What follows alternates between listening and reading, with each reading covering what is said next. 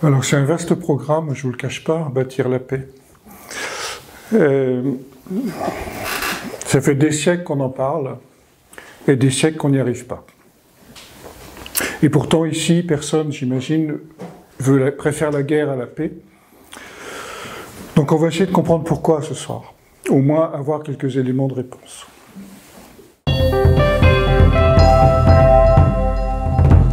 Bonsoir à tous. On pourrait, dans ce vaste programme, questionner au fond le sport ou la compétition comme des métaphores de la guerre. On pourrait aussi questionner pourquoi les tensions surgissent à un moment de l'histoire et pourquoi il y a des moments d'accalmie. Probablement parce que c'est une question de plaque tectonique. C'est-à-dire il y a toujours un décalage dans l'histoire entre guillemets les élites et le peuple, donc ça fait produire des révolutions. Mais il y a aussi un décalage entre ce que j'appelle le grand calendrier, c'est-à-dire les besoins du temps à ce moment précis de notre histoire, et l'état de l'humanité dans lequel on se trouve. Donc ça demande des coups de pied aux fesses et de grands bouleversements qui sont quelque part imposés par les forces de l'histoire, simplement parce qu'on n'est pas à l'heure dans l'étape de notre civilisation dans laquelle on se trouve aujourd'hui. On peut aussi questionner la guerre à travers les forces du mal, les forces de l'ombre. Pourquoi il y a tant de destruction? Pourquoi il y a une ivresse de la puissance? Peut-être parce que on n'a plus de messe, on n'a plus d'anthestérie. Vous savez, l'anthestérie, la fête des fleurs, à l'époque gréco-romaine, où les vivants donnaient des libations, versaient du vin sur la terre pour revitaliser les esprits des morts. Bref, on met les morts dans le cimetière et on ne s'en occupe plus. Autrement dit, le monde astral, le monde de l'inconscient collectif est chargé de mémoire. Imaginez ce qui se passe en ce moment à Gaza, où des milliers, des dizaines de milliers de personnes meurent d'un coup et se retrouvent dans l'autre monde, dans toute cette souffrance. Donc ça crée des puissances qui vont évidemment nous revenir sur la civilisation, sur la conscience à un moment ou à un autre. Donc en d'autres termes, pourquoi on faisait des messes au Moyen-Âge? Pourquoi on priait pour les morts, si ce n'est pour les aider à partir dans l'autre monde? Donc au fond, aujourd'hui, on n'a plus de technologie pour nettoyer l'astral, nettoyer l'inconscient collectif. Donc du coup, les choses nous semblent de plus en plus lourdes, de plus en plus difficiles à traverser, parce qu'il y a cette pesanteur-là. Donc on pourrait aborder la question de la paix et de la violence sous cet angle aussi. Et puis, également, dans l'Antiquité, la guerre était un espace d'initiation. Évidemment, aujourd'hui, plus personne ne va dans le feu du combat prouver sa vaillance, prouver que c'est un preux chevalier, même au Moyen-Âge, qui était moins sanglant. La guerre était beaucoup moins sanglante qu'aujourd'hui.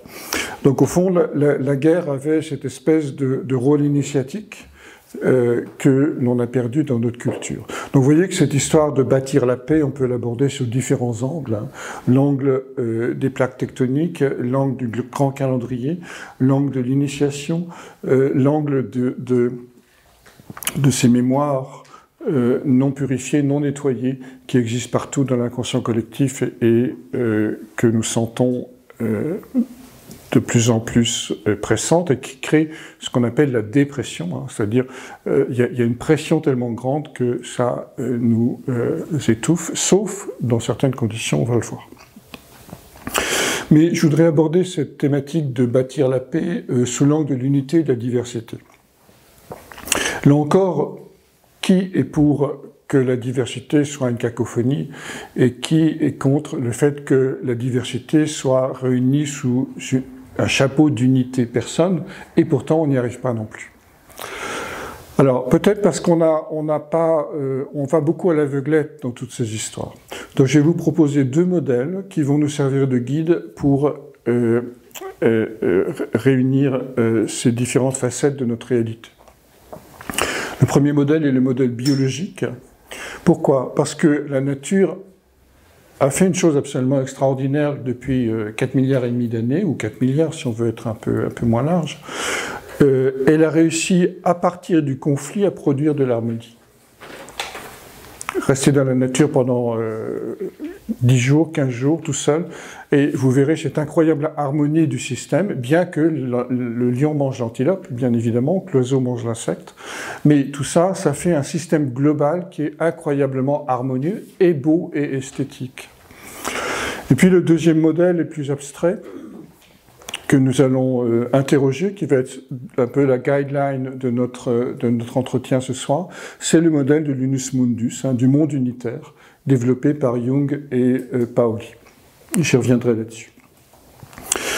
Donc, la question c'est comment aller vers, comment bâtir la paix, comment, à travers la diversité, produire de l'unité. Alors la première remarque, c'est que les seules communautés qui ont réussi à rester unies dans l'histoire, ce sont les monastères et c'est l'armée. Pourquoi? Parce qu'ils sont tous les deux en allégeance à un plus grand tout. Le monastère est en allégeance à Dieu et l'armée est en allégeance à la nation ou au chef qui a le pouvoir, mais qui lui-même est le représentant de la nation. Donc, ce point est important parce que toutes les communautés, évidemment, des années 68, 70, etc., et même les communautés actuelles, qui cherchent à créer de l'universel à partir des différences, n'ont pas fonctionné.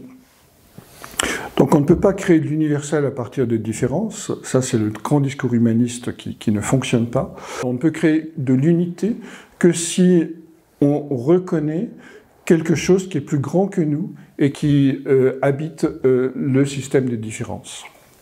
Donc les différences s'expriment dans la multiplicité des différences s'exprime sous l'ombrelle d'une transcendance. Autrement dit, la diversité elle est dans la forme, l'unité elle est dans l'essence. Victor Hugo disait, avait cette très jolie phrase, il disait la forme c'est le fond qui remonte à la surface. Mais aujourd'hui, on a beaucoup de formes qui ont perdu leur fond et qui sont dans une espèce de cacophonie, où chaque forme individuelle veut devenir elle-même universelle. Donc effectivement, là, on a un problème. Par ailleurs, on peut remarquer que ni la diversité ni l'unité ne sont des garantes de paix. L'unité peut être totalitaire. Ça, c'est les travaux d'Hannah Arendt. Et la diversité peut être chaotique. Pour prendre une image historique, c'est la Ligue du Péloponnèse, où les villes grecques étaient toutes indépendantes, et Sparte, qui, elle, était sous un régime autoritaire. Mais dans les deux cas, ça ne garantit pas la paix. Puisque dans le cas du système totalitaire, la paix est imposée et devient quelque chose qui inhibe les différences. Et dans le cas d'un régime, comme nos démocraties du reste, comme le wokisme, où on multiplie et on valorise les différences, les particularismes, évidemment, on arrive à une espèce de cacophonie où il n'y a plus de direction. Donc l'unité et la diversité ne sont pas des garantes de paix. Je voudrais faire une deuxième remarque, et ça c'est un point important. Les lois dans la vie intérieure sont inversées par rapport aux lois dans la vie extérieure. Qu'est-ce que je veux dire par là? Lors de son premier travail, lorsque Hercule va combattre le lion de Némée, il rentre dans la grotte, et le texte nous dit c'est sans armes qu'il rentre dans la grotte où il va tuer son premier lion, son deuxième lion en réalité, en le regardant bien en face. Donc c'est sans armes, c'est-à-dire toutes les métamorphoses intérieures, toutes les transformations intérieures du sujet se font avec un grand oui. Par contre, évidemment, dans le monde extérieur, il faut savoir dire un grand non. Alain disait « penser, c'est dire non ». Donc, vous voyez qu'ici, la loi est inversée. C'est-à-dire, si on veut transformer le monde intérieur, il faut surtout dire oui et surtout pas dire non, sinon on se cristallise sur nos présupposés. Par contre, si on veut changer le monde extérieur, évidemment, il ne faut surtout pas dire oui, il faut dire non. Donc, c'est important de garder cet équilibre entre l'intérieur et l'extérieur. un autre exemple, ou de reconnaître en tout cas que les lois sont inversées entre l'intérieur et l'extérieur. Un autre exemple que je voudrais évoquer, c'est pour être avec l'autre, il faut au moins être 10 fois plus avec soi-même. Si vous êtes qu'avec l'autre, dans une conversation, dans un dîner ou que sais-je encore, vous perdez votre identité. Donc pour être vraiment totalement avec soi-même, il faut se construire un corps d'intériorité qui va permettre le contact avec le monde extérieur. Un dernier exemple, la génuflexion. Autant il faut savoir faire cet acte de lâcher prise, de génuflexion intérieure pour en fait ouvrir la porte du cœur, autant il ne faut jamais s'agenouiller devant quelqu'un, car ce serait de la soumission. Donc vous voyez que les lois entre le monde extérieur et le monde intérieur sont inversées. Et évidemment, c'est juste un changement de point de vue, un changement de regard. Parce que ce qui est extérieur pour nous est intérieur pour quelqu'un d'autre.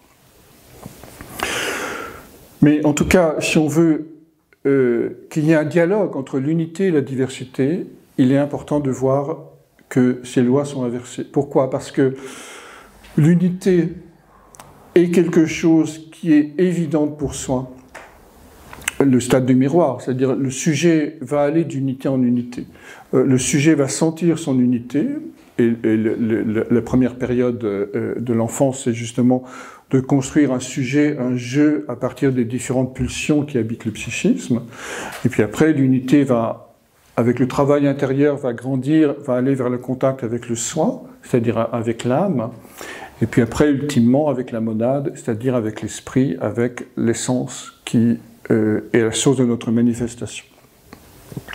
Donc l'unité se vit à l'intérieur, et la diversité, elle, fleurit à l'extérieur.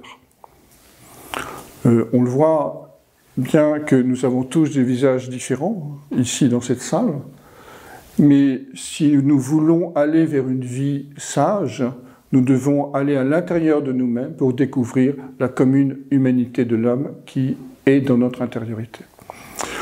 Donc, si les galaxies sont tous issues du fond cosmogonique, les feuilles des arbres, la nature est tout issu d'une structure ADN, donc nous avons en fait une parenté cachée avec le vivant, qui est l'ADN.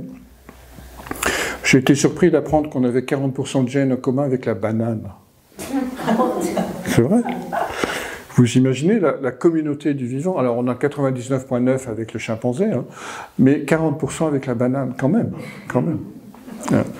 Donc on n'est pas si éloigné que ça, en réalité, de tout le vivant qui est sur cette planète. Donc dès qu'on est dans l'extérieur, dès qu'on est dans la diversité, c'est-à-dire, en fait, l'intérieur, le sujet va sentir son unité et produire de la diversité à travers sa créativité. Et la diversité, à son tour, va enrichir le sujet. Mais le problème, c'est comment faire des liens. Parce que, dans un premier temps, on passe par la dualité. On sort de l'unité pour rentrer dans la dualité. Alors ce terme du deux va réunir en fait l'unité et la diversité, mais il faut bien le comprendre. Dans un premier temps, le deux, c'est quoi? C'est l'autre est un étranger, l'autre crée de la peur, de l'angoisse, parce qu'il perturbe le silo du moi. D'ailleurs, dans les sources du conflit, j'ai oublié de vous signaler tout à l'heure la structure paranoïaque. C'est-à-dire les structures qui sont, en fait, qui ont peur de mourir, qui ont peur de disparaître, n'ont d'autre choix que de tuer ou se faire tuer. Et on voit bien aujourd'hui dans la guerre Israël-Hamas, hein, c'est-à-dire la peur de disparaître, la peur de l'angoisse de l'anéantissement, fait que on est dans une structure où il n'y a aucune diplomatie, aucun dialogue, aucun échange qui n'est possible parce que l'angoisse de la mort est tellement forte. Donc l'angoisse de disparaître d'Israël fait qu'il y a une espèce de mort qui est semée à l'extérieur. Donc ça c'est très difficile en fait quand on est pris par un archétype, pris par une essence, et qu'on ne dialogue pas avec cette essence. Lorsque l'archétype d'Israël, c'est l'idée de la puissance de l'être élu, du peuple élu. Mais si on ne dialogue pas avec cette puissance archétypale, c'est-à-dire qui t'es, toi, qu'est-ce que tu veux, comment je fais pour t'intégrer, comment je deviens moi-même en tant que personne à la hauteur de cet idéal, de cette force signifiante qui descend en moi, à ce moment-là, elle envahit directement la personne et c'est la source de tous les fanatismes. Puisque le fanatique, c'est celui qui ne questionne jamais l'essence, la puissance signifiante qu'il habite et fait du prosélytisme pour l'imposer à tout le monde. Au prix de sa vie, parfois, bien évidemment. Donc ça, c'est une autre cause de la guerre. Hein. C'est le non-questionnement de l'archétype, c'est le non-questionnement de l'essence. Donc je reviens à nos histoires de diversité et d'unité. Entre le pluriel du monde et l'unité du monde, on a le chiffre 2. Alors, vous voyez que l'unité, le 2 et tous les nombres. Le 2, c'est une unité gémellaire. Le 2, c'est le 1 en miroir, d'une certaine manière. Donc là, pour le comprendre, je vous parlerai tout à l'heure du modèle de l'unus mundus, mais pour le comprendre, c'est assez facile si on connaît un petit peu la mécanique quantique. Vous savez tous, en fait, que dès l'origine de la première manifestation, c'est une indifférenciation entre, enfin c'est un doute, un questionnement, une impossibilité de savoir la vitesse et la position de la particule qui est en train d'apparaître. Pour qu'il y ait détermination, il faut un observateur, c'est-à-dire il faut du 3. Vitesse, position et l'appareil de mesure. Et une fois qu'on a l'appareil de mesure, on sait, voilà, elle est là. Donc vous voyez que dans cet espace du 2, il y a quoi? Il y a du flou, il y a de l'incertain, il y a de la probabilité, mais qui n'est pas une probabilité, comment dirais-je, par non-savoir, qui est une probabilité intrinsèque. Et sur le plan psychologique, ça va se manifester donc par le doute et par la peur. Puisque on ne sait pas comment tout ça, ça va s'exprimer, se manifester. Et sur le plan mythologique, vous les trouvez dans les jumeaux, mythologiques. Et vous savez par exemple que Romulus et Rémus sont à l'origine d'un monde, qui est le monde, qui est la civilisation romaine. Vous savez que Caïn et Abel sont à l'origine de tout le cycle biblique. Et vous savez qu'il y a des autres jumeaux célèbres qui sont Castor et Pollux, donc du côté de Sparte. Et sur le plan biologique, vous savez aussi que la matière et l'antimatière existaient à l'origine, mais il y en a une qui a disparu au profit de l'autre. Vous savez aussi que, ou pas d'ailleurs, en biologie, les cellules n'acceptent qu'un type de molécules jumelles qu'on appelle lévogir et dextrogir. On a des protéines, enfin des acides aminés qui font tourner la lumière à droite et d'autres à gauche, mais elles ont les mêmes structures chimiques, mais leur géométrie est comme dans un miroir. Et le monde vivant n'absorbe que le L ou le D, j'ai oublié, mais enfin qu'une des deux modes de géométrie. Donc vous voyez que la manifestation, que ce soit dans le monde physique, dans le monde biologique ou dans le monde mythologique, part d'une gémelléité. Et la gémelléité, c'est inconfortable en fait. Donc c'est le doute, c'est la peur, c'est la probabilité, c'est l'incertitude, c'est l'unité qui se met en miroir avant de se manifester dans le monde. Pourquoi je vous raconte ça? Parce que si on n'apprend pas le doute, l'incertitude, si on n'accueille pas la peur, ben, le 2 va devenir dualité. Autrement dit, on va choisir son camp, parce que c'est quand même plus facile que d'être dans le doute et la peur. On va choisir son camp et on va défendre une position. Et dès qu'on défend une position, c'est un vocabulaire militaire, hein, défendre une position, prendre une position, défendre une position. Là, on rentre dans le conflit, on rentre dans la dualité, on rentre dans la concurrence, la compétitivité, ce à quoi notre monde nous propulse sans cesse, ce que notre monde valorise. D'où effectivement la difficulté, puisque pour bâtir la paix, il faut être éduqué à la paix. Or, on nous éduque à l'inverse, c'est-à-dire à avoir des positions. Moi, je suis toujours sidéré dans les enquêtes d'opinion, combien il y a peu de gens qui sont sans opinion. Vous êtes pour ou contre Donald Trump? Alors, il y a des pour, il y a des contre, et sans opinion, il n'y en a quasiment pas. C'est impressionnant, parce que ça veut dire que, en fait, quand on a une opinion, on parle de soi et de sa position, on ne parle pas de la chose dont il est question. Si on s'intéresse à la chose, on se rend compte que la chose est complexe, que c'est dans une histoire, à un moment donné d'une histoire, dans quelque chose qui est de l'ordre de la systémique, et à ce moment-là, c'est très difficile d'avoir une opinion. Donc je vous invite à voir que si vous n'avez pas d'opinion, vous êtes plus proche du réel que si vous avez une opinion. Si vous êtes dans le doute, dans le 2 miroir de l'unité, et si on est dans une crainte raisonnable, à ce moment-là, on se rapproche de l'unité. Pourquoi je dis une crainte raisonnable? Parce que la peur, c'est quelque chose qui va stimuler la conscience. C'est quelque chose qui va bouger et faire grandir la conscience. Parce que justement, on est ouvert à une transformation. Alors, ce modèle, en fait, est plus... alors oui, donc ça, c'est la dualité, mais si on regarde le 2 comme étant le miroir du 1, à ce moment-là, on a cette très jolie image. Je vais essayer de vous la... Vous voyez ce que je veux dire? Voilà. Par l'acceptation de la peur, par l'acceptation du doute, le 2 se transforme en puissance d'empathie, en puissance de compassion, en puissance d'amour. Donc ce n'est pas un vain travail, évidemment, que de retourner de la diversité vers l'unité. Il y a cette porte de la dualité qu'il faut retourner du fait de tenir une position, au fait d'ouvrir sa conscience à la peur et au doute pour aller vers une unité plus grande. Alors ce modèle que je développe un peu là sur le plan psychologique, Jung et Pauli l'ont développé sur le plan métaphysique. Alors vous connaissez Jung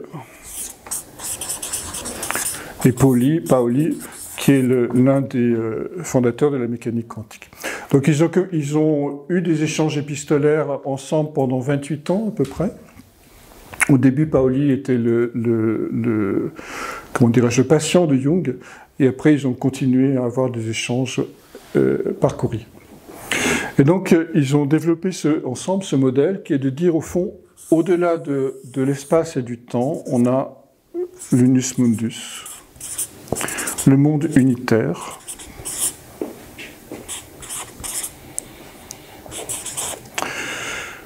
qui va précisément se diviser en 2, et qui va d'un côté donner le monde psychique, et de l'autre le monde physique.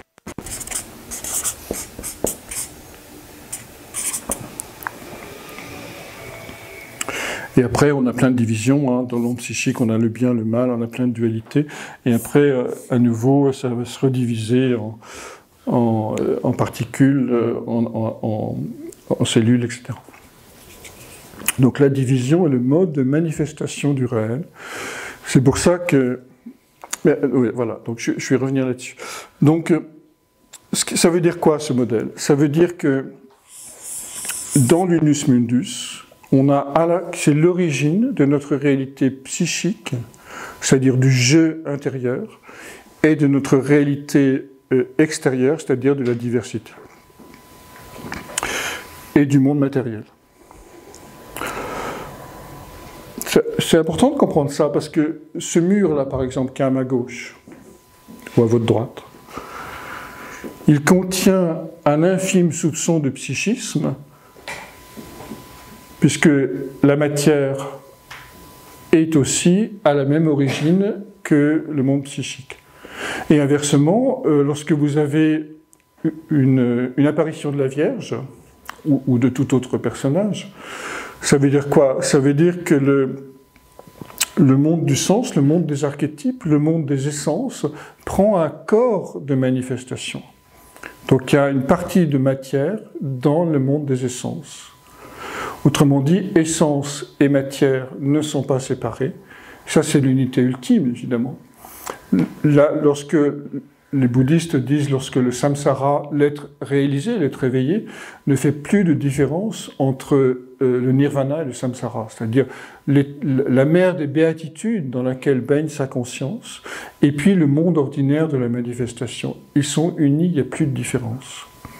Simplement parce que la grande unité, au fond, de cette grande unité, va naître par division successive nos deux réalités, objectives et subjectives, mais qu'on peut bien évidemment remonter et retourner vers cette unité primordiale qui est d'ailleurs le sens, un des moyens, c'est bien sûr la méditation.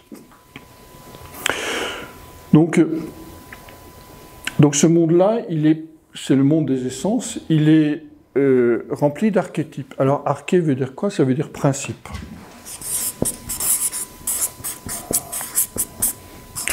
Donc ce sont des principes. Et les archétypes, bien sûr, vont habiter, ils sont psychoïdes, selon Jung, ça veut dire qu'ils existent à la fois dans le monde psychique et dans le monde physique. Alors ça justifie, vous avez remarqué, les synchronicités. C'est-à-dire, si je suis en contact avec quelque chose qui est essentiel, je trouve sa résonance dans le monde extérieur simplement parce que l'information, elle remonte par là et elle redescend par là. Et on a montré, il y a des travaux qui ont été faits sur la question, qui ont montré que les synchronicités, c'est-à-dire la correspondance entre un événement extérieur et un sens, une signification intérieure, se produit lorsqu'on est dans un état, dans deux conditions. Il faut être soit dans un état de créativité, soit dans un état de dépression. Pourquoi? Parce que dans les deux cas, le contrôle du conscient est abaissé. Lorsque vous êtes en état de créativité, vous êtes dans une espèce vous êtes habité par des étincelles de vie, de lumière, et en état de dépression, évidemment, il n'y a plus le contrôle du conscient, l'inconscient pour vous sauver. L'unité, les ponts entre ces deux mondes se font de cette manière. Donc ce modèle nous permet de comprendre quels sont les chemins, que l'unité est partout, en réalité. Que l'unité est partout, puisque le monde physique et le monde psychique sont des fruits de la première division de l'unité. Pourquoi je vous raconte ça? Parce que je disais tout à l'heure qu'il était important que l'unité ne pouvait se mettre en place que s'il y avait quelque chose qui chapeautait nos diversités, nos différences. Que s'il existait une transcendance, comme Dieu dans les monastères, pour réunir et aplanir nos différences. Ce modèle, il participe, mais surtout, le problème de contemporanéité, c'est qu'on a perdu le sens de la transcendance. C'est-à-dire, au Moyen-Âge, ce qui permettait de réunir et d'effacer en même temps, ou de concilier les différences de chacun, c'était la foi en Dieu. Après, à partir de la Renaissance italienne, 1399, ça a été le monde de la raison, la foi, entre guillemets, en la raison qui a été du reste hypostasiée par Hegel à la fin du XIXe siècle. Donc la raison permettait d'éviter les guerres, d'éviter les conflits, de même que au moment du Moyen-Âge, du christianisme, le fait d'avoir une réflexion profonde sur la nature de la Trinité permettait de se libérer de ces idiosyncrasies. Mais depuis la Première Guerre mondiale, on n'a plus ça. Parce qu'on sait que la raison a failli. La foi a failli, évidemment, dans la Grande Peste noire. Et la raison a failli dans les deux guerres mondiales. Autrement dire, on n'a plus aujourd'hui de système de représentation qui nous permet de nous agenouiller et de dire oui, c'est ça qui est plus important que toutes nos particularités individuelles. Quand je dis c'est plus important nos particularités individuelles, ça n'efface pas les particularités individuelles, mais elles se mettent au service de quelque chose de plus grand que soi. Donc, de mon point de vue, ce modèle peut, au fond, être la nouvelle transcendance qui permet la réunification de nos différences, et même de l'ultime réunification qui est l'esprit-matière. C'est pour ça que je voulais vous en parler ce soir. Alors après, je vous parlais du modèle. Ah oui, je vous parlais du modèle biologique, tout en haut. Le modèle biologique ne connaît pas la dualité au sens de la prise de position, au sens du conflit. Il ne connaît que les gradients.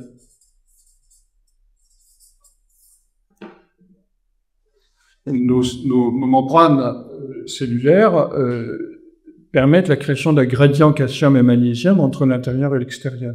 La température, c'est un gradient. C'est-à-dire, l'absorption de la nourriture, c'est aussi un gradient. C'est-à-dire, c'est jamais tout ou rien.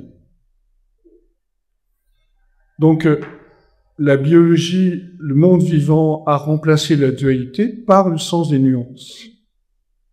Donc, nous, on appelle un gradient sur le plan biologique, c'est le sens des nuances sur le plan psychologique. Alors, donc la question, on a vu, c'est comment relier unité et diversité. Car quelque chose qui est totalement unitaire peut être totalitaire, on l'a dit, et quelque chose qui est totalement diversité peut être chaotique. L'unité se cache à l'intérieur du système. Le code génétique est à l'intérieur, le noyau est à l'intérieur du système vivant, et la diversité flamboie en son extérieur. Ce modèle biologique, il nous apprend quoi? Il nous apprend, je voudrais introduire ce terme de holo, qui vient de holos, en grec, qui veut dire tout, et on, qui veut dire partie. Or, le monde vivant fonctionne sur ce modèle. C'est-à-dire, une cellule est la cellule de votre foie, par exemple. Elle est autonome lorsqu'elle fait son boulot de cellule du foie. Donc, c'est une partie on. Mais en même temps, elle est régie par les lois de l'organisme. C'est-à-dire, elle est régie par les hormones, par l'alimentation, etc. Donc, elle va se plier à la loi du plus grand. Donc là, on est dans et c'est vrai, quel que soit le niveau d'organisation, c'est-à-dire l'organe lui-même, le foie, va faire son travail de foie en régulant ses propres cellules, mais il va aussi accomplir les besoins de tout l'organisme, se mettre au service de tout l'organisme. Le cœur, il va battre suivant son propre rythme, mais il va être régulé par des systèmes d'hormones et par le système nerveux sympathique. Donc, c'est cette position qu'a pris le vivant. C'est-à-dire, le vivant ne dit pas la partie, elle est formidable, elle doit absolument exprimer sa créativité parce que sinon ça fait un cancer. Le cancer, vous savez ce que c'est? C'est une cellule qui a perdu son inhibition de contact. C'est-à-dire, c'est une cellule qui se multiplie, sans tenir compte, sans être freinée par l'environnement des autres cellules. Donc, on a une toute-puissance, du moi qui est devenu. Et donc, nous-mêmes, en tant qu'organisme biologique, en tant que sujet, on a cette tendance affirmative de la partie qui doit accomplir son propre destin et produire ses propres productions, ses propres œuvres, mais on est en même temps, évidemment, dépendant d'une culture, dépendant d'un système biologique terrestre. Donc, l'idée c'est quoi? L'idée c'est de dans un premier temps, d'utiliser ces conditionnements comme des conditions pour le déploiement de sa vérité intérieure. Donc toujours cette notion d'harmoniser la partie et le tout, la puissance créatrice qui nous habite, mais aussi évidemment utiliser les conditionnements du fait de notre culture, de notre éducation, de notre etc., dans le conditionnement, pour produire des choses spécifiques, mais en reconnaissant évidemment qu'on sert le plus grand tout, c'est-à-dire qu'on sert notre culture, qu'on sert notre condition humaine. Donc c'est un équilibre permanent entre la partie et le tout. La partie en soi n'existe pas, le tout en soi n'existe pas en biologie. Alors, quels sont je voudrais vous suggérer quelques points de contact, quelques points d'outils, en quelque sorte, pour rétablir le lien entre l'unité et la diversité, en passant notamment par le deux, au sens où j'exprimais tout à l'heure, c'est-à-dire le deux miroir de la monade, le deux, espace de doute, espace de peur, espace d'incertitude, espace de non-savoir, qui va nous permettre de franchir une nouvelle porte à chaque fois. Le premier élément, c'est le débat. C'est le débat. Alors, comme son nom l'indique, le débat, c'est pour débattre. Le débat, c'est quelque chose qui a été institué au Moyen-Âge, dans les universités du Moyen-Âge, non pas pour avoir raison et lancer des munitions intellectuelles sur l'autre pour l'abattre. Ça, c'est juste une métaphore de la guerre. Le débat, c'est quelque chose qui va, de la discussion jaillit les lumières, disait ma grand-mère. Donc c'est quelque chose qui va nous permettre de reconnaître la position de l'autre et donc de lui permettre de se transformer et donc du coup de se transformer soi-même également. Je vous invite à faire ce qu'au Moyen-Âge on appelait les disputations. C'est un bon exercice, c'est-à-dire vous êtes deux, vous prenez un sujet, je sais pas, pour l'avortement, sujet un peu melon, évidemment, il faut qu'il y ait un peu de punch dans l'histoire. Et puis, l'autre qui est en face de vous prend la position inverse contre l'avortement. Vous développez l'argumentaire, etc., l'autre aussi. Et après, vous changez de rôle. Celui qui était pour devient contre, celui qui était contre devient pour. Donc ça, c'est un bon exercice pour, au fond, se désidentifier de ces conditions, ce dont j'évoquais tout à l'heure. Parce qu'on ne peut grandir que si on se désidentifie de ces représentations, de ces conditionnements, de ces convictions, en réalité. Donc le débat. Le deuxième élément que je voudrais évoquer, c'est le pardon. C'est quoi le pardon? On peut dire que le pardon surgit lorsque l'on voit que l'autre n'est pas responsable. Le pardon surgit lorsque l'on voit que l'autre n'est pas responsable. Ça veut dire quoi, ça? Ça veut dire qu'il n'y a rien à pardonner. Lorsqu'on voit qu'il n'y a rien à pardonner, le pardon va surgir. Simplement parce que pourquoi l'autre n'est pas responsable? Pas parce que c'est un système, c'est un jeu de force, c'est un jeu de circonstances, c'est un jeu l'autre avait aussi sans doute ses raisons, etc. Donc cette histoire du pardon, ça permet aussi de débloquer des nœuds, de débloquer des conflits entre une position et une autre position. Un autre point important, c'est le non-jugement. C'est le non-jugement. Mais encore, si vous voyez le monde dans lequel vous vivez comme un système d'interaction permanente,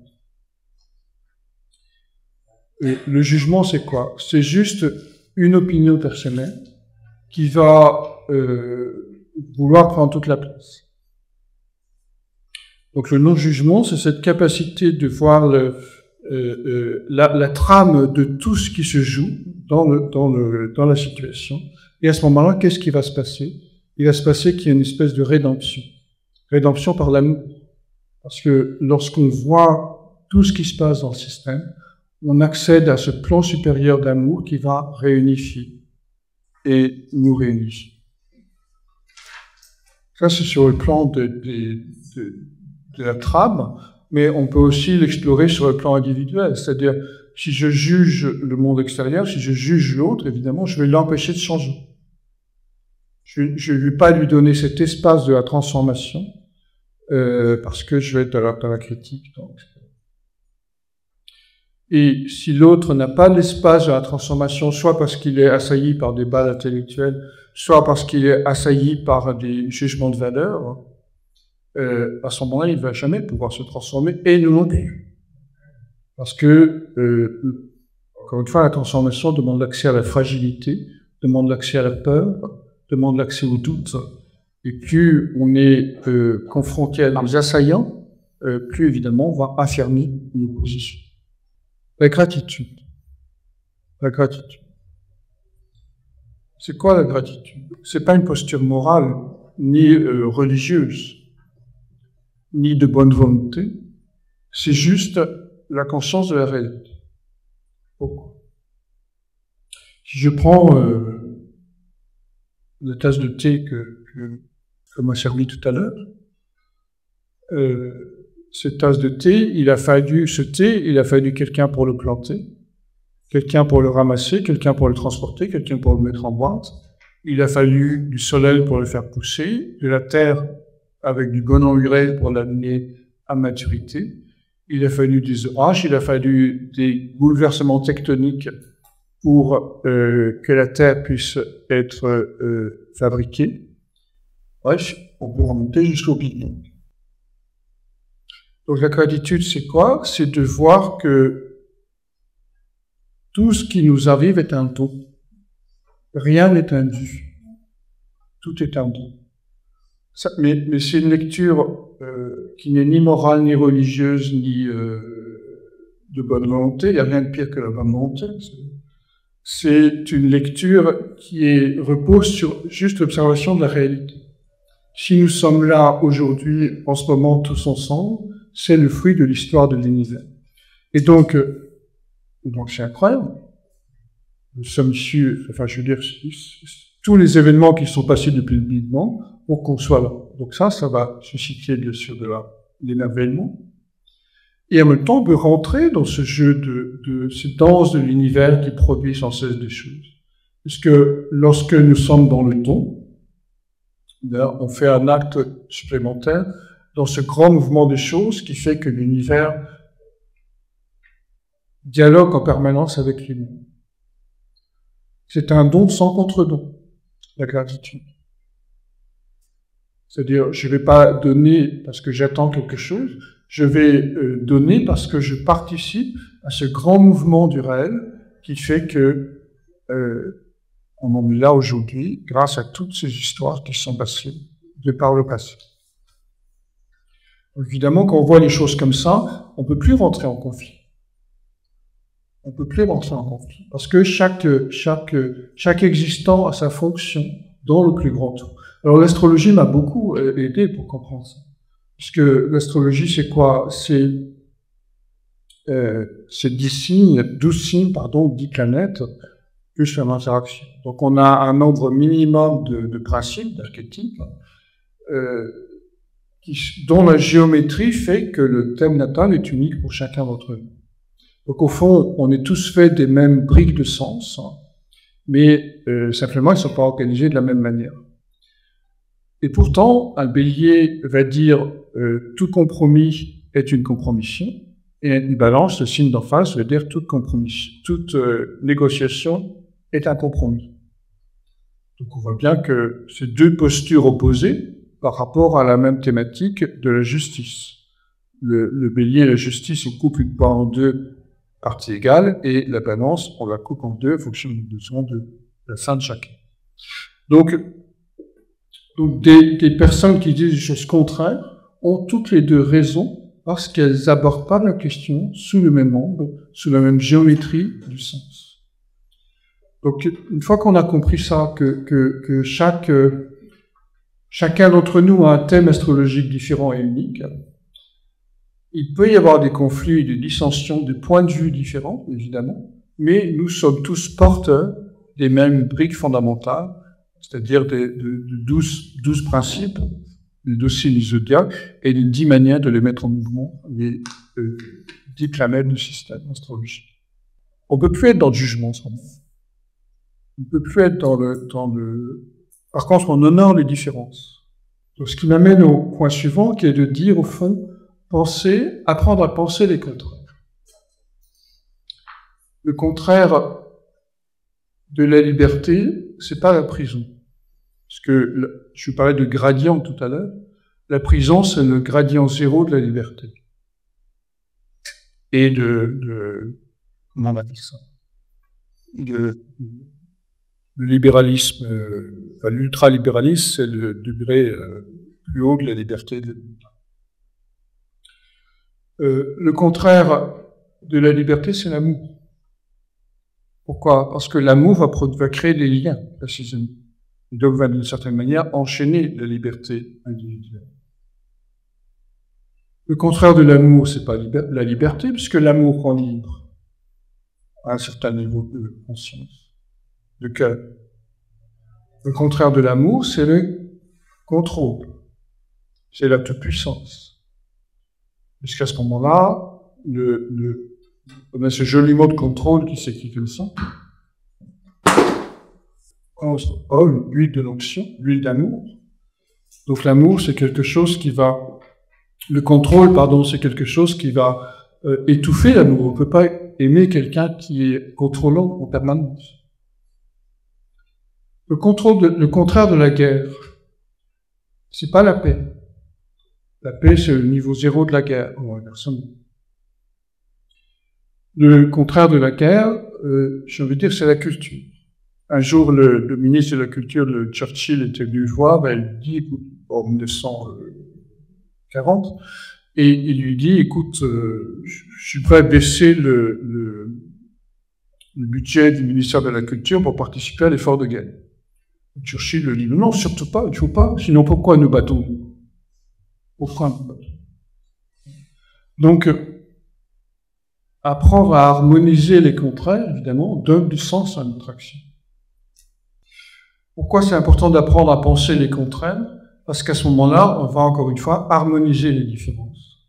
Et on va aller vers une unité plus grande. Lorsqu'on réalise que l'amour rend libre, on est dans une unité plus grande. Le contraire du contrôle, c'est quoi? C'est le doute. Quelqu'un qui est dans le doute, il ne peut pas être dans la toute-puissance.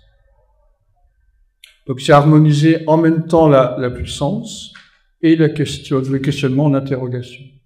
Le contraire du courage, c'est pas la peur. La peur, c'est le niveau zéro du courage. Le contraire du courage, c'est la sensibilité. C'est-à-dire celui qui a pas de courage parce qu'il est hypersensible et qu'il n'arrive pas à se projeter en avant. Donc l'idée, c'est comment être dans le courage du cœur. Vous savez que le mot courage vient de cuer, C-U-R, racine indo-européenne, qui a la même racine que cœur. Donc le courage, c'est à la fois être dans l'investissement, le fait d'aller de l'avant, de traverser des obstacles, tout en restant dans la sensibilité. Donc je vous invite à penser ces contraires comme des complémentaires. Et puis, il y a un autre point important. Oui, pour penser les contraires, on peut faire appel à l'image des poumons. Plus précisément, les poumons sont au-dessus du cœur. Donc vous avez la trachée, vous avez l'arbre pulmonaire avec les bronchioles, il y a 7 générations, et qui fait rire. Donc, le cœur est là. Donc, vous voyez ce qui se passe, c'est que l'arbre pulmonaire est un arbre inversé, qui a ses racines dans le ciel et ses branches sur la terre, et qui est éclairé par l'héliotropisme du cœur. Donc, une fois qu'on est dans la conscience du cœur, on va remonter ces différentes branches. Alors, l'arbre pulmonaire, il transporte l'air, c'est de l'élément bien pensé. Donc, si on le lit symboliquement, qu'est-ce qui se passe? À la question quelle est ta famille? Vous allez répondre ma famille, c'est l'épicurisme, c'est le stoïcisme, c'est je sais plus quelle philosophie grecque, vous le connaissez tous par cœur. mais pas ma famille de chair, parce que c'est un arbre, dans la descente, c'est un arbre généalogique, c'est-à-dire nous sommes le fruit d'une histoire familiale, remontée jusqu'à Abraham, si vous voulez. Mais dans la remontée, quand on remonte vers la thèse, vers le temple, à ce moment-là, on va trouver une famille philosophique à laquelle s'identifier, dans laquelle travailler, et qui va se réunir de plus en plus avec les autres familles. Jusqu'au moment où on arrive à la trachée, qui peut se lire T, arché. Tu es un archétype. La trachée, c'est l'espace de l'essence, où toutes les visions, toutes les interprétations philosophiques du monde vont se réunir pour aller vers le nez, c'est-à-dire vers le nouveau nez, vers une nouvelle naissance. Donc on voit que je parlais du modèle biologique tout à l'heure, voilà, que au fond, quand on est dans l'espace du courage du cœur, c'est-à-dire qui est tout sauf sentimental, mais qui est dans l'amour. L'amour, c'est cette chose étrange qui relie à la fois le personnel et le cosmique, puisque le cœur est à la fois intime, c'est une expérience intime, personnelle, profonde, et en même temps, c'est une expérience qui nous ouvre à l'universel. Donc le cœur est cette espèce de réunit déjà le sujet et le monde extérieur. Et à partir de là, on va remonter les différentes branches, on pourrait dire, de l'arbre de la connaissance, ou l'arbre de la philosophie, pour revenir vers l'arché, vers l'extension, vers le nouveau-né qui est encore au-dessus. Un autre point qui me semble important pour tout ça, c'est évidemment le débat, le non-jugement, le pardon, la gratitude, le fait de remonter vers l'archétype, vers les essences. Ce sont différents moyens de faire voler en éclats les barrières, les limitations entre ce qui nous sépare du monde, mais qui nous permettent en même temps de rester en contact avec nous-mêmes. Donc, une seule méthode développée avec persévérance et continuité va nous permettre de faire ces barrières, de passer ces barrières. Un autre élément que je voulais vous suggérer, c'est la symbolisation. Alors, symboliser, c'est quoi? C'est faire de l'extérieur à l'intérieur. Autrement dit, lorsque m'arrive un événement, je vais aller voir à l'intérieur de moi-même comment je résonne avec cet événement, ou lorsque j'admire quelqu'un, je vais essayer d'incorporer les qualités qu'il représente pour moi. Ça s'appelle l'imitation, les enfants savent très bien faire. Ils s'habillent en pompier, en prince, en superwoman, etc. Mais simplement, par l'imitation, je développe les qualités que j'admire ou que je voudrais développer dans mon intérieur. Plus précisément, symboliser, c'est faire comme notre estomac. Parce que l'estomac, c'est celui qui reçoit les nourritures du monde extérieur pour en faire une vie intérieure, pour en faire quelque chose pour l'intérieur. Donc, si on s'interroge sur le fonctionnement de l'estomac, on aura des pistes pour connaître ce processus de symbolisation. L'estomac, il va recevoir tout ce qu'on lui propose et il va faire deux choses. Il va développer ce qu'on appelle le mouvement péristaltique, c'est-à-dire se mettre en mouvement, se brasser ce qu'il reçoit, et également produire de l'acide chlorhydrique pour détruire les aliments et en faire une mousse. Donc qu'est-ce qu'on fait quand on symbolise? On détruit la forme pour n'en conserver que l'essence. Autrement dit, de ce beau paysage que je vois, ou de cette belle personne que j'admire, je n'en retire, je n'en conserve que l'idée de beauté, de cette précision, ou cet art que j'ai pour faire des objets magnifiques, Je n'en retire que la conscience de l'habileté qui est née en moi, etc. Détruire les formes pour n'en conserver que leur essence, que leur essentiel.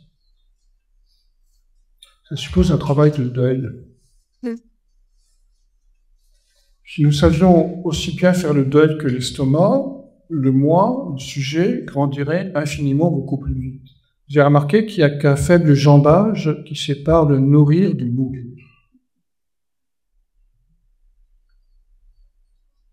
Ce travail du deuil, évidemment, deuil de nos représentations, deuil de nos images, deuil de nos souvenirs, deuil de nos amours, pour n'en conserver que l'essence, c'est-à-dire que ce que tout cela a fait jaillir en nous et nous a permis de nous construire, c'est-à-dire d'élargir notre conscience. Parce que ça, on ne fait pas ça. L'acide de l'estomac, l'acide, symboliquement, c'est la critique. Vous savez qu'on a des critiques acides. Donc, l'acide de l'estomac va rejaillir sur le monde extérieur, et au lieu de liser, c'est-à-dire d'analyser de manière précise et minutieuse tous les événements qui nous arrivent pour les déconstruire et n'en conserver que l'essence, on va chercher à liser et à détruire le monde extérieur. Ça s'appelle l'esprit critique.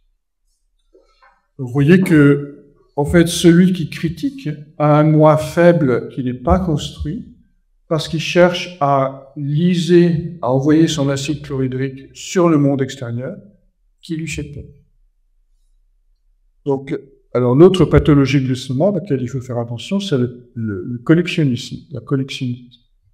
Parce que la fonction du moi, du sujet, c'est quoi? C'est, il cherche à être bien, on cherche en permanence à être comblé, à être confortable.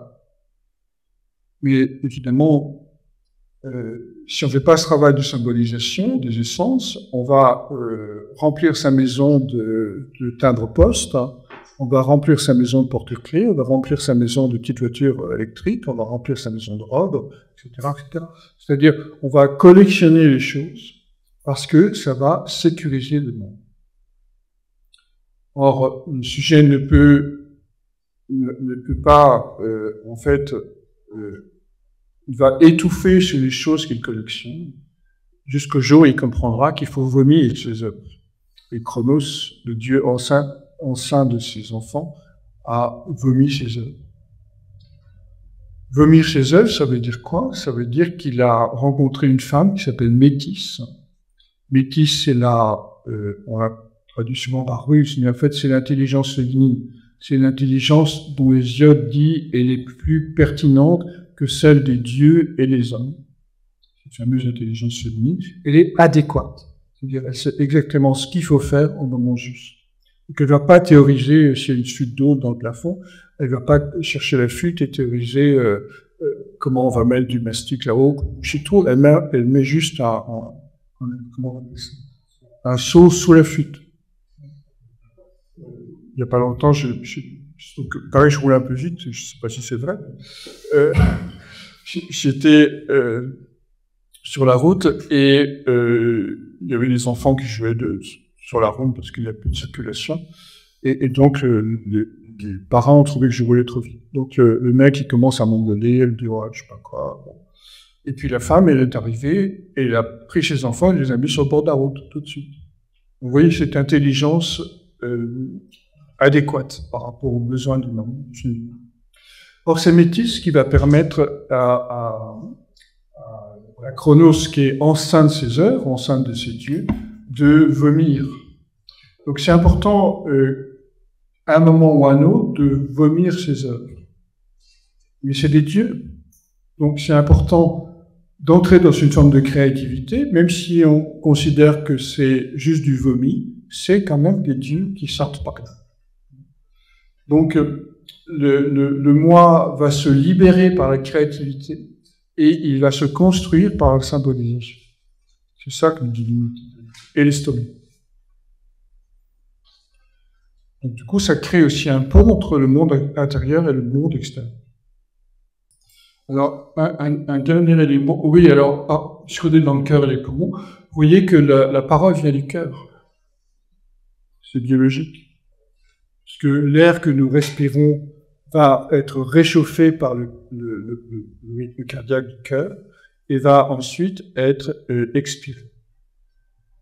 Donc on peut le lire symboliquement, évidemment. Toute parole qui ne vient pas du cœur n'est pas une parole, n'est pas une vraie parole.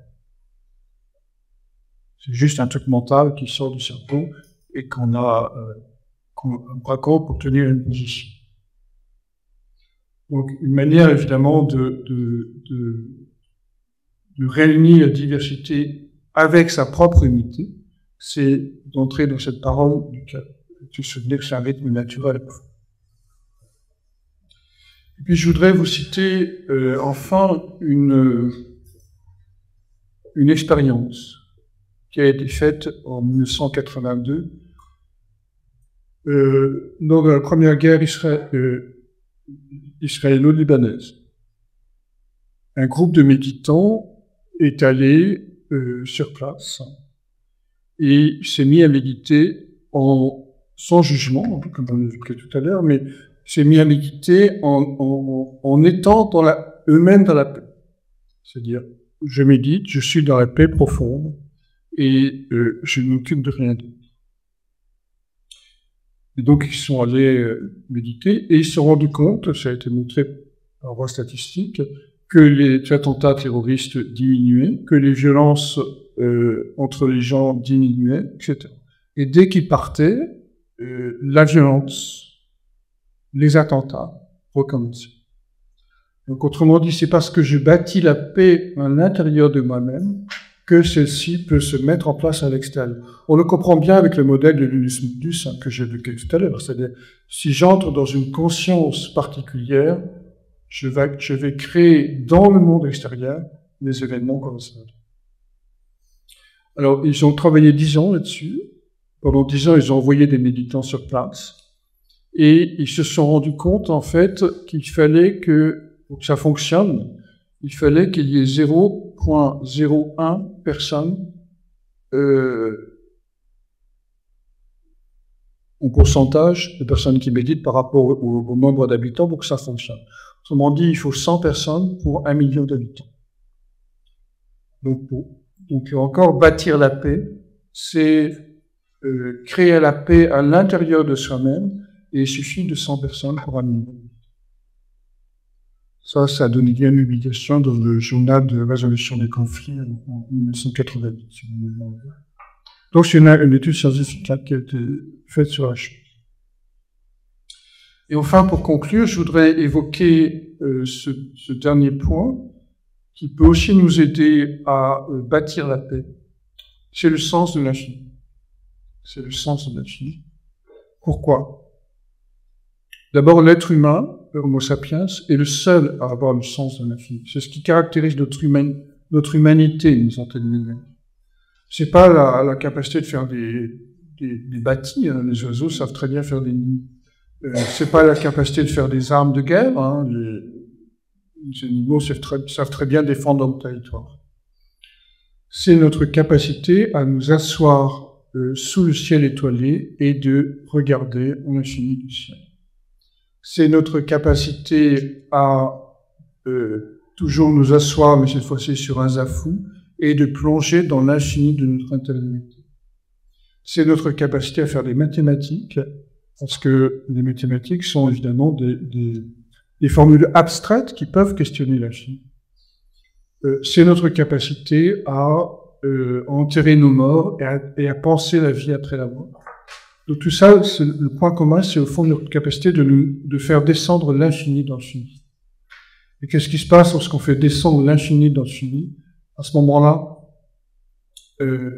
toutes nos idiosyncrasies, nos spécificités se dissolvent et on peut rentrer beaucoup plus facilement dans toutes ces dimensions que j'évoquais tout à l'heure, le débat, la gratitude, le non-jugement, etc.